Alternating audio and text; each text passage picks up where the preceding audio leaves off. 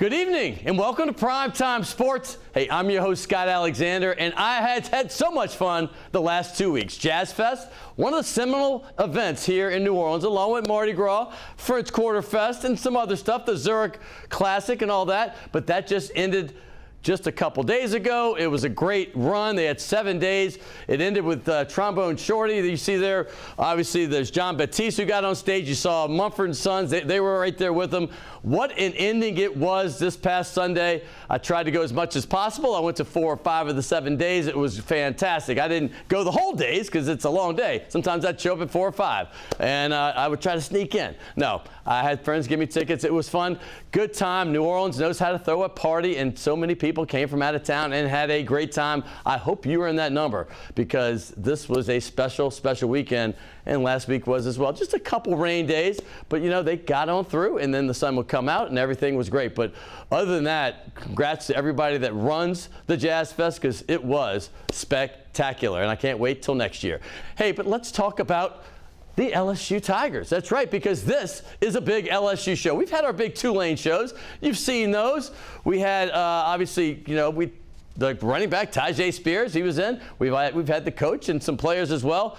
We have, you know, LSU during the season, it's hard to get them down from Baton Rouge. It's not easy. But today, we're going to have some big ones. We have Brian Kelly. That's right. He is the LSU coach in his first year that took the team that was picked to be 6th out of 7 in the SEC West, the vaunted SEC West. You know the teams that are in there. Before the season, Bama was in the top 2. You had Texas A&M ranked in the top 5 or 6. Arkansas, Ole Miss, they were all like top 10 to 12 teams. Well, LSU won the West, and they did it in his first year. This is a guy, Brian Kelly, who came from Notre Dame, and this guy, Kelly, we know he was there at Notre Dame, went to the national championship there in only his 3rd season, and he has the most wins in Notre Dame history. A lot of people question the hire. They said, man, he's not fish out of water down here. Well, he proved them all wrong, and we're going to have him on today. I cannot wait to see and meet Brian Kelly for the first time. We've met at the Zurich Classic last year, but I have not really had a chance to sit and talk to him, so I'm looking forward to that. And he's going to have a great, great career at LSU. Also, speaking of great careers, there's none better than Kim Mulkey. That's right, Kim Mulkey is the LSU women's basketball coach in only her 2nd year. You see her there, right there with Brian Kelly. In only her 2nd season, this woman has won the national championship, the first ever for the LSU Tigers. I've known Kim for over 4 decades. We used to scrimmage a good bit back in the day. We get some guys scrimmaging and go to Tulane and have some fun. But Kim is a great, great player.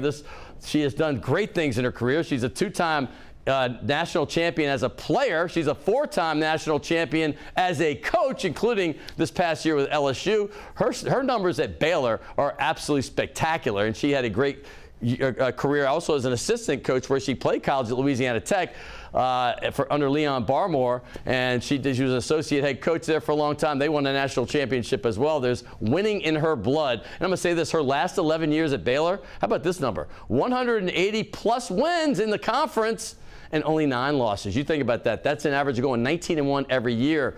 Spectacular. And she's doing it at LSU. She's 60-8 in only her 2nd year. We're going to talk to her as well. I cannot wait. But she has just won her 4th title. Only Gino Auriemma and Pat Summitt have won more in college basketball history. Also, we're going to have about LSU baseball. This was not the best weekend for them. They went in, and Auburn had a plan. They were going to give up game 1. They put their best pitcher in the 2nd game. LSU did as expected. Paul Skeens is an ace. They won 3-0 in that game.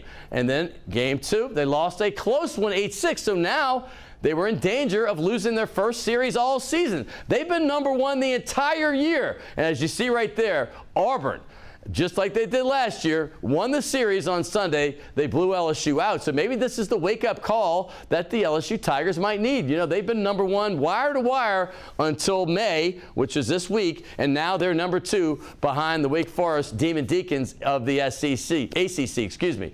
Also the NBA. You know I love my basketball. I love it. Last night, the Golden State Warriors looked like they were dominating this game. They were up pretty much 8 to 12 points most of towards the 3rd and 4th quarter.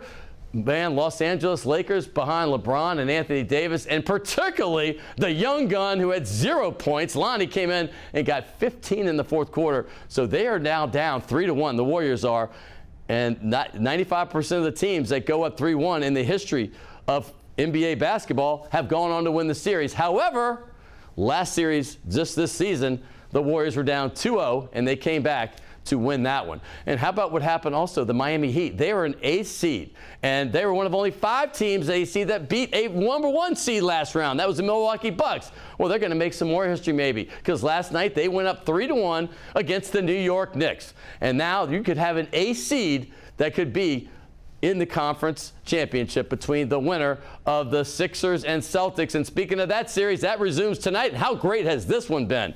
2-2. It's all tied up. They're going back to Boston, and these teams have been trading wins. James Harden had another great game. He had a great game in Game 1 when he had 45. He had 40-plus again last night, or 2 days ago, and he had 2 terrible games in between. So what James Harden are you going to get?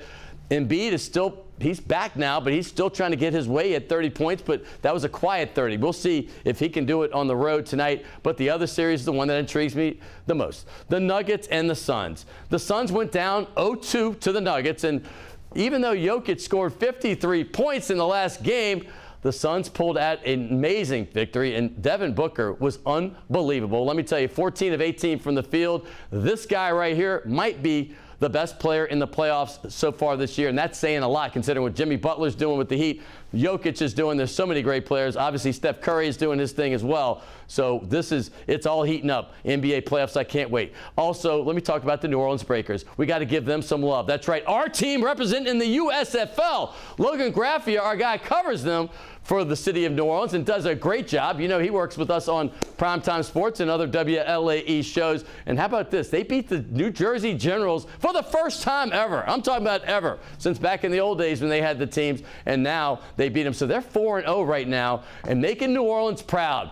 The head coach, John DeFilippo, if I mispronounce that, I apologize, John. But fact is, there's 3 players you see right there that are leading the USFL in those categories. The passing yards, obviously the rushing yards there, and Sage Surratt, man, what a great player he was at Wake Forest, by the way. I remember him. He is leading the league through 4 weeks at the receiving. So congratulations to them, and congratulations to you, because we're going to have a big show for you. If you're an LSU fan, sit tight. If you're a Tulane fan, enjoy as well. You're going to love it. We're going to have the head coach from LSU, Brian Kelly, for his first appearance right here in Primetime Sports. We've had all kind of coaches here. We've had every LSU coach that's been the past 30 years in every sport, just about.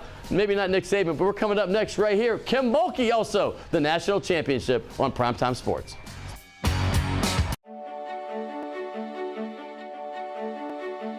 Sundays at 6:30 p.m.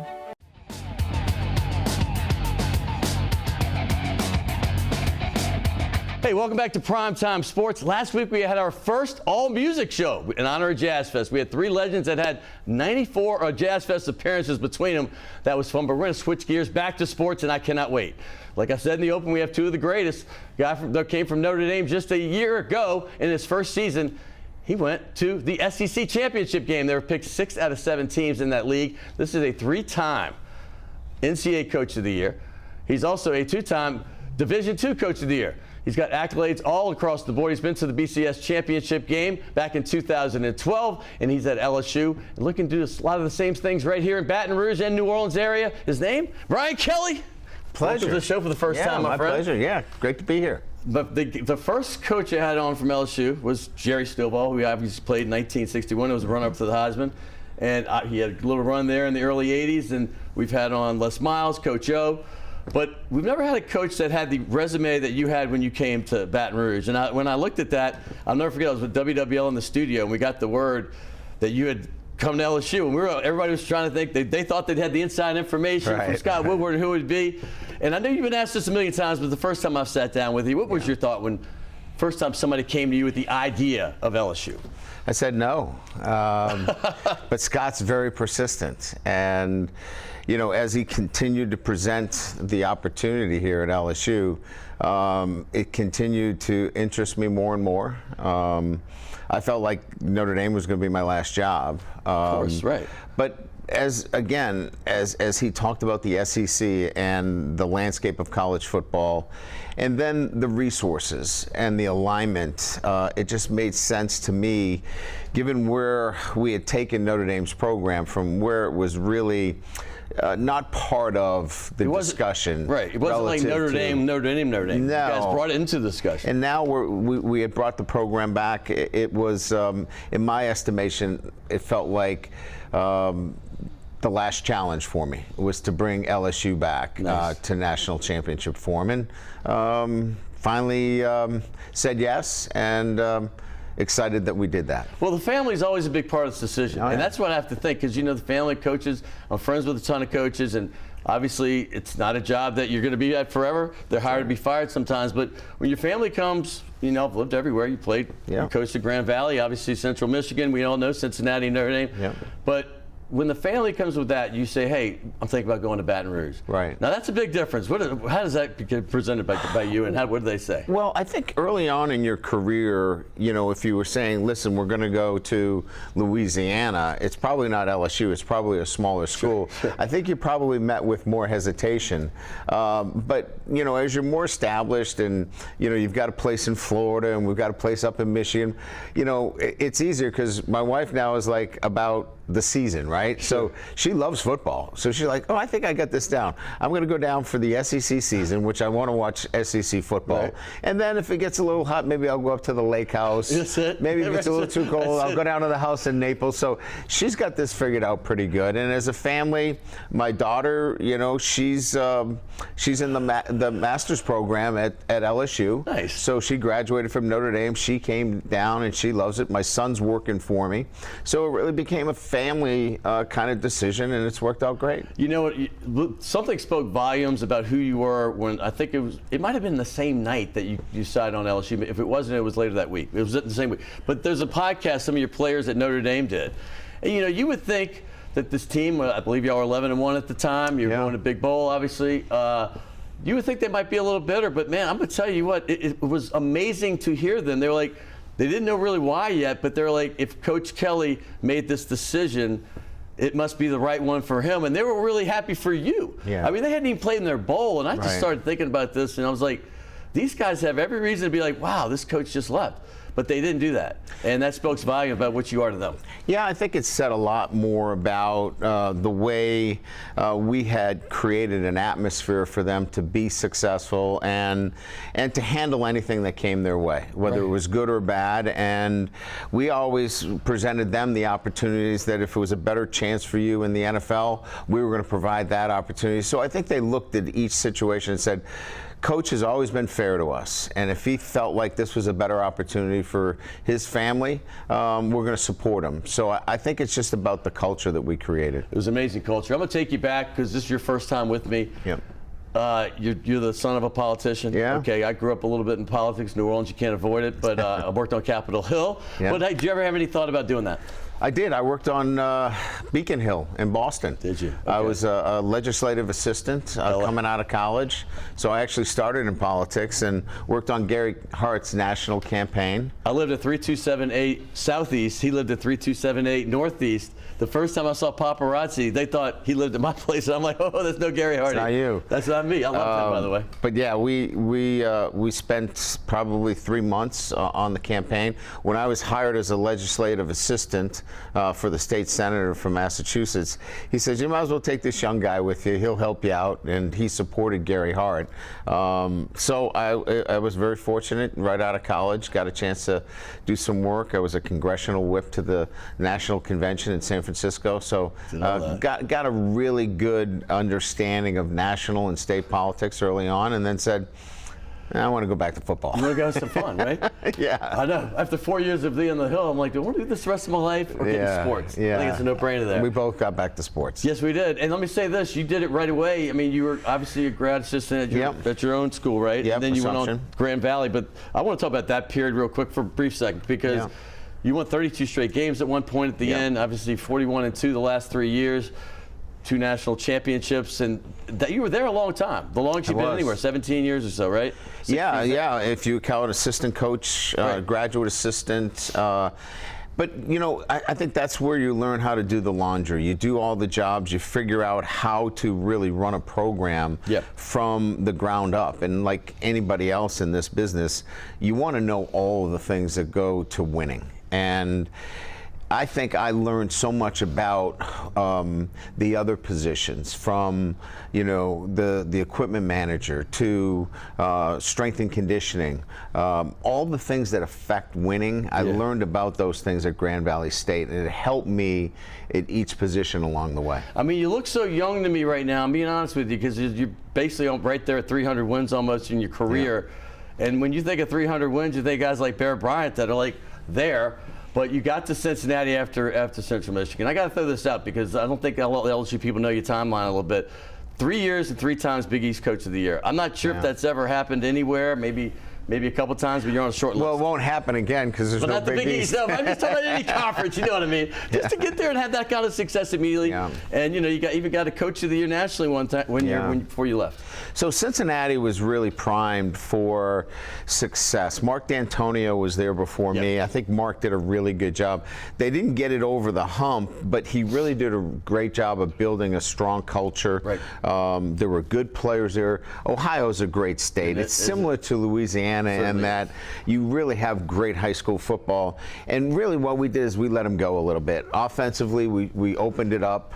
And went into a spread offense and created some dynamic kind of offensive players and gave them, you know, an opportunity to be successful, and scored more points than we gave up, and were able to win some games. I learned this yesterday in my research. 58.5 points 1 year at Grand Valley. Per game. Per game. Per game. I mean, come on. I mean, how'd you get that kind of offense? What'd you do?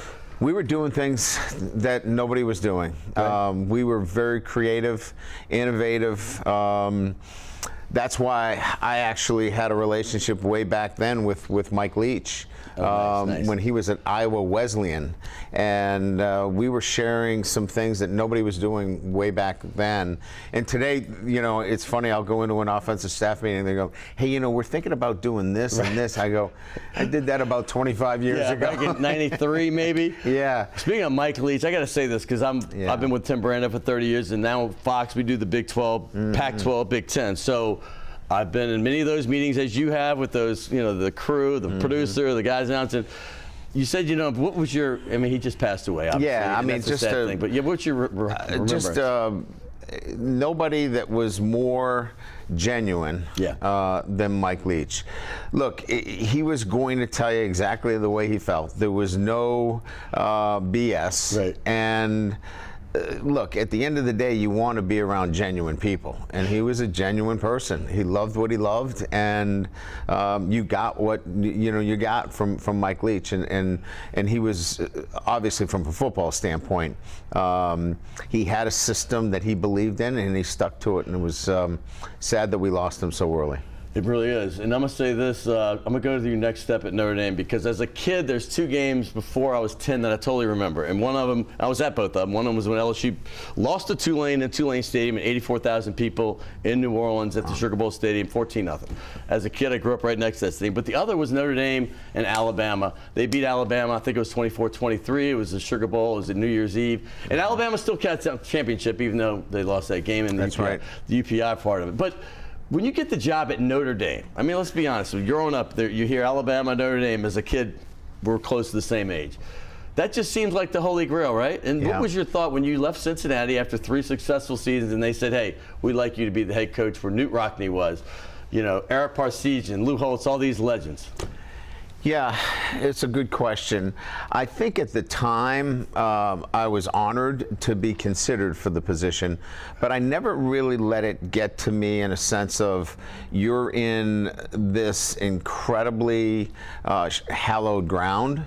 because I don't think I could have operated, and done the job. That's true. That's a good point. Right? That's a good point, man. And so what I try to do is respect the position and what it meant to be the head football coach at Notre Dame, and live up to what the expectations were. But each and every day, I had to be me. I couldn't be somebody else, because I think I would have probably not done the job the right way. That goes to the next question then, because you had to be you. You chose LSU. A lot of people up there, a lot of people nationally were stunned, right? I mean, you saw the talk shows. I mean, you heard them. But you gave us pride. I'm going to say this as an LSU grad. I hate to say us. I'm not supposed to say us, we, but I'm not in the media technically anymore. I'm more entertainment. Because, they had, the 15-0 season. That was magical. We'll never forget 2019. They'd fallen on some hard times for a couple of seasons. But when we're like, hey, we are somebody. This guy from Notre Dame, who has the most wins in Notre Dame history, is choosing to come to us. Now, in that whole decision, we talked about why you made it, but when you come to that first press conference and you see with all this purple and gold, what's going through Brian Kelly's head? Another challenge, another opportunity to, take over a program like Notre Dame that, look, I look at it like this. It's a Fortune 500 company. Yes, it is. And it had fallen on some hard times, but has the resources to be great. Right on. And that was similar to the Notre Dame situation. Their reasons for not having success were different than LSU's. And so I just felt like this was the next challenge that was presented to me in my career, and I was excited about it. I read a quote before the season. You said, we're going to have a darn good football team, right? And you're getting picked 6 out of 7. I'm always the eternal optimist. I get blamed for being way too optimistic all the time. I don't want to ever see a coach get fired. I don't talk about that kind of stuff. It's a positive. But I looked at that. I was even like, man, is he really going to think they might win this? And you won it. Tim Brando came on this show right before the season. He goes, I guarantee 10 wins. I was like, are you kidding me? He goes, I guarantee 10 wins. I'm telling you, Texas A&M will be the most overrated team in the history of college football. And I'm like, Tim, I've been with you 30 years, and you're not usually right. He was 2 for 2 on that. He was 2 for 2. He was 2 for 2. Texas A&M was pretty good, too. They might have been overrated, but they had talent. No doubt. Here's what I knew. We would play the right way. Right.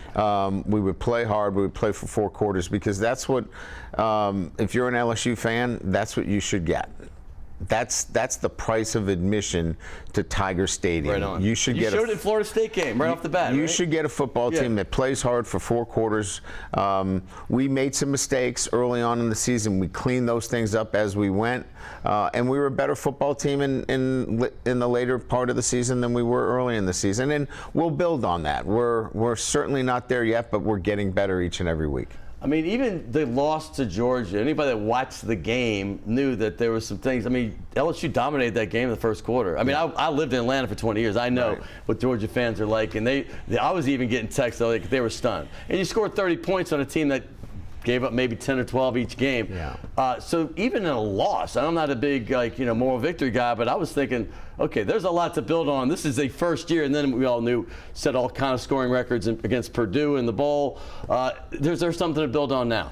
Absolutely. Yeah. There's always something. I think, we looked at the offense and said, look, what are the pieces that we need here? We got to continue to build depth on the offensive line. We need a big inline blocker at the tight end position, maybe some speed at the running back position. But we feel like all the other pieces are in place. In the quarterback position, keeping Garrett Nussmeier and having Jaden Daniels, we probably have 2 of the best quarterbacks in the country in terms of a tandem. So the offensive pieces are in place. You got to go execute. We got to continue to develop. And then we went into the portal to help our defense again, because we're still not there in terms of depth, in terms of freshmen. Right on. But I think we did a really good job of finding the right guys to put in place and help that defense. Since you went portal, I got to go here because I'm friends with a ton of coaches. John Brady's actually sat in that seat probably 50 times over 7 years. He became my basketball analyst.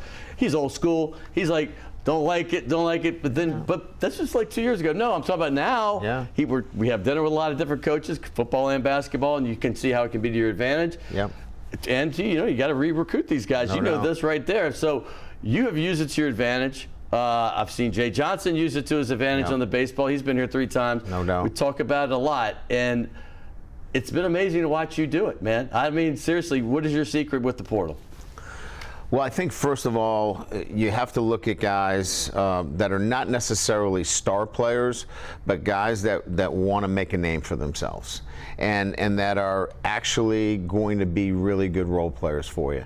That star guy is really not out there because that's why he's in the portal for a reason. Yes, right. So really look for guys that have the right mentality, that are coming in and are going to work hard and develop them. And I think we've done a really good job of looking for those kind of guys. And if there's any kind of attachment to Louisiana, that's hitting that one hard, huh? Absolutely. Because Noah Kane being an example, maybe. Yeah, they want to play for LSU. They want to come back home and show that maybe they got overlooked. And so we're pulling on those two areas, and it's worked out pretty good. You had a tough decision in August, right? I mean, the quarterback situation. Sure. Obviously, Miles Brennan's a guy that he was on this show when he committed. He was on the show right when he signed too. And I know he's a fan favorite down here. You brought Jaden Daniels in. What was that like, these two guys right here? And plus, there's Garrett. Obviously, you had Walker Howard. You had some great talent in that room, man. But what was that like for you as a guy not from here having to make that decision? Well, I think what's most important is you give them all an opportunity, and you've got to be honest with them. Yeah. You've got to be transparent in what you're doing and showing them, here are the reps, here's how it's going, and then you present the information to them. Right, and that to me is the way I'd want to be treated. Sure. Here's how this thing's going, this is what it looks like, and then guys make decisions based upon the information that they see. If you're trying to give them a line and tell them that it's something that it really isn't, that's where you run into problems. So I think we were just honest, we were open, we showed them the data, and then decisions started to be made after that. He's a good kid. How did he handle it? Great kid. I mean, how did he handle it? I mean, it's tough. It's tough because like an extremely mature, professional young man would, and that's why he's going to be successful in whatever he does, because he's going to handle situations in his life, business, and he's going to evaluate it, and he's going to make a decision and move on from it. And as Michael Bonnet, I'm sure he was over there, your SID, I mean, for years and years. I remember when Joe Burrow came, and I remember, Miles' dad being a little upset about it. Miles is like, hey, I got competition wherever I'm at. That's right. And that's just the kind of human being he is. Yeah, I mean, I think, look, he can stand on his own 2 feet. Sure. And that's what separates him from maybe some of the other quarterbacks where they need guidance from somebody else. Miles didn't need any guidance. Right. He was able to make his own decisions, what he wanted to do, whether it was come back to LSU or leave LSU. He was able to make those decisions on his own, and good for him. That's why he'll always be welcome back to LSU. Let's talk about the guy that won the job, because it has been so much fun watching this progression. I'm going to tell you this real quick. I've been on the Fox crew for years. One of our guys, an Arizona State guy, and he talked about this dude for years, and we'd see flashes. But watching from first game, when that second half comeback, and granted, a lot of that was him.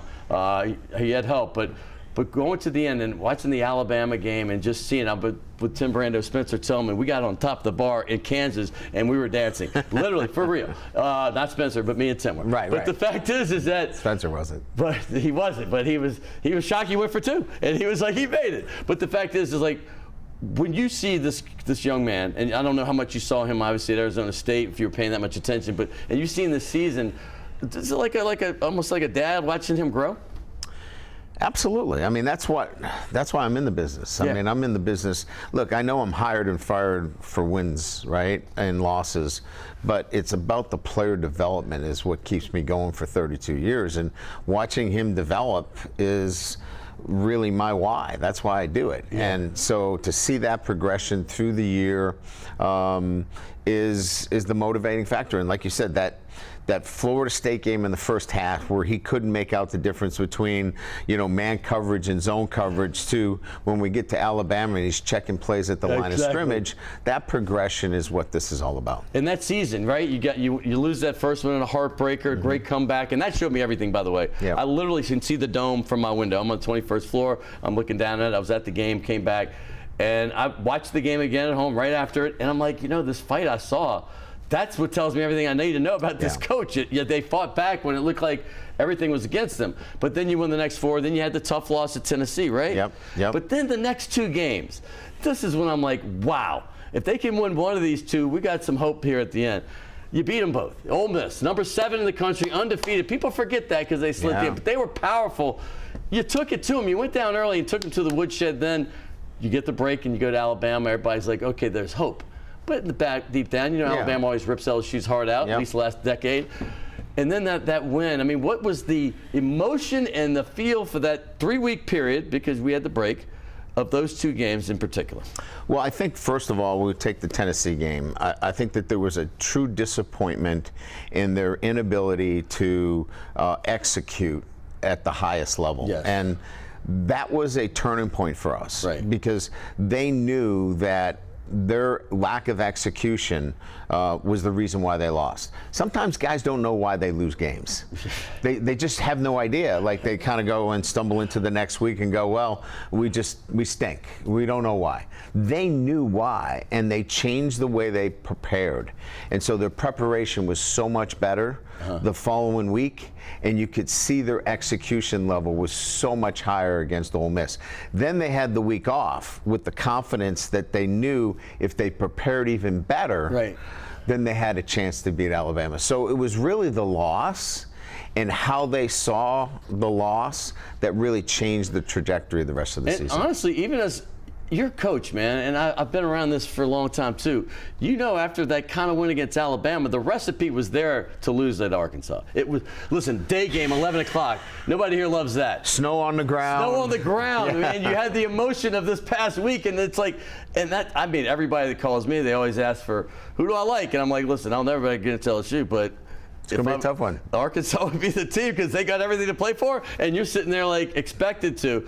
What was that like, trying to get them back up? You won it, but it was a hard-fought game like you thought it'd be. It was a place they hadn't been to before, and that is the group of guys that had not come back from a great victory and understood that they now went from the hunter to the hunter to the hunter, the hunter to the hunted, right. And they had never been there before. Sure.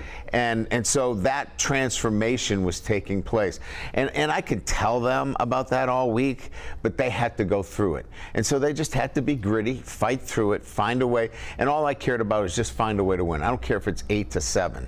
Exactly right. 6-5. It was close. What was it? It was. It was. Yeah, something like that. You got the W. That's all that matters. We just need to find a way to win the football game. Against a team that was pretty darn good. This wasn't any old team. They were you ranked. saw how they played later in the season. They beat Ole Miss at Ole Miss, and so it was a good football team. We just needed to find a way to win. Well, speaking of that, the SEC. I mean, what I loved about Notre Dame, there was every week you're playing a Power 5 team. Right. But now you're in the SEC West, and I mean, I feel for every coach that's in the SEC West because they're all great. First of all, the coaches. I mean, you look at the pedigree of these coaches, but look at the teams, and it's like each week. I mean, you wanted the challenge of the SEC. Yeah, I think the thing that has stood out to me, I've said this several times, is when you go on the road in the SEC, the environment on the road in terms of, we go to Auburn. Auburn's having a down year, and it's sold out, and nobody's leaving. They're staying there. That's always the classic. You go to Florida, and Florida is a difficult place to play, and they are into that game. And so when you go on the road in the SEC, you better be ready to play because it is an incredible environment. I remember John Robinson. It was not Robinson. It was McKay, the coach at USC before he came down here, and he goes, I walked on the field, and this was, I believe, 78, 79. He goes, and I smelled bourbon in the air, and I felt like Daniel in the den of lions, right? He said we were out there, and then LSU almost won that game. It was a close when Charles White was the Heisman Trophy. I mean, when you go on the road in the SEC, you mentioned the Swamp. I've been there, man. I've been to every SEC stadium too. It's just like you said. It is. I don't care who you are. It's going to be a battle. And to me, building that mindset last year is going to help us this year because they know what to expect. There's enough players on this roster now that knows what kind of preparation is necessary. What did you get out of the spring? We were able to work on things that we couldn't work on last year. Last year we had to learn how to practice. This year we were able to work on individual technique and working on getting better as position groups. We couldn't do that last year. We give gifts on this show, but we also sign balls. I've I have like 7 Saints balls over there. So we usually kind of mix it up, but since it's LSU, I just made it all LSU today. And Kim Mulkey. But we're great. You're going to be the first one. I went and got this right before they closed at Academy. Not even my sponsor, but I'll throw it out there. Let's do it. But I got it right at 9 o'clock. And we also do, and let me say this to Al Andrews, the owner of Task. This is my 270th show. This is the first time I forgot to bring the Task shirts. We give these beautiful soft, but this one I'm going to do. I'm mailing 2 to you, 2 to Michael Barnett for bringing you. I was going to give you both 1 or 2 each anyway.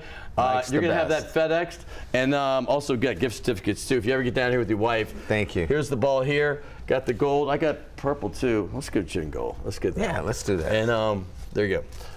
So here's a gift certificate to Shays de la Shays, which is, there's 2 of them. You might know the one on St. Charles, Michael. There's also one on Uptown on Maple Street between Carrollton and Broadway.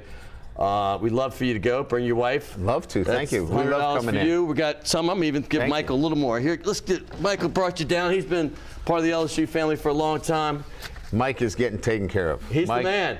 He's the man, baby, Michael Barnett. I appreciate it. Hey, got a lot of people to thank on this one. Scott Ballard, of course. Yep. I mean, good friend of ours, and I appreciate him. Gordon McKernan as well. Yep, good man. I can't wait to watch you this season. I mean, I'm excited. It's going to be fun. Year 2 is now the same principles. Got to play the right way, but now the expectations are higher. We open up at Florida State in Orlando, right, and it's a great way to start the season, and we'll build off it from there. And both teams were kind of like way higher projected this year because they had an outstanding season too. No doubt. So it's going to be a battle. It's going to be fun. It'll be fun. Brian, nice to meet you. It's been a pleasure. I met you briefly at the Zerk last year. Yep. But Scott was kind of toting you around. Yeah, he had me going everywhere. Yeah, 2 minutes here, 2 minutes there. Yeah. That's Brian Kelly right here, and going into his 2nd season. He's going to be getting close to 300 wins in college football. Look it up. There's not many people that have hit that threshold. Also coming up next, well, she did the impossible. That's Kim Mulkey.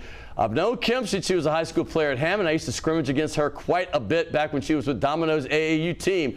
I've known her well. I haven't seen her in 40 years. And we're about to talk today, and I cannot wait. Kim Mulkey, 4-time national championship, brought LSU their first basketball championship of any gender. And I'm a big LSU basketball guy myself, but she got it done in 2 years. She's coming up next right here on Primetime Sports.